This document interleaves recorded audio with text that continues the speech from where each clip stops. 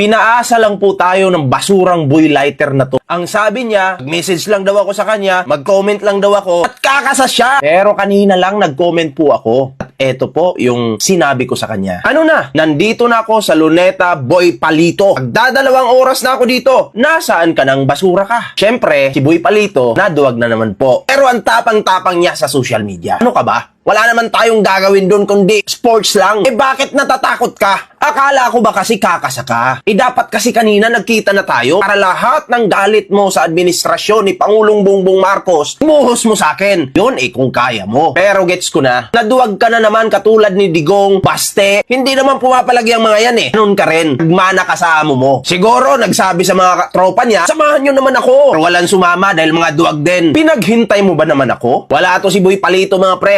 Kain tayo pala to Next time kung maghamon ka, yung buo yung loob mo. Yung kayang-kaya mo. Kasi kahit pa magtulong-tulong kayo ng mga tropa mo, pagsabay-sabayin ko lang kayo. Alam mo bakit? Kasi hindi ka naman talaga papalag ng one-on-one. Mababali lang yung mga buto mo sa akin. At may mga bobo pang DD shits nagsasabi, punta ka Davao. Aba, kapunta ko lang sa Davao. Pabalik na naman ako. Taga Davao na nga ako Kaya nga dito muna ako kung saan yung gulo. Para naman masilayan ko itong mga DDS dito sa Kamaynilaan. O mga DDS, parating nyo ito sa supot ninyong boy lighter na duwag. Siyempre, magbubulag-bulaga na naman yan. Kunyari, hindi nakita yung video ko kasi duwag bakla.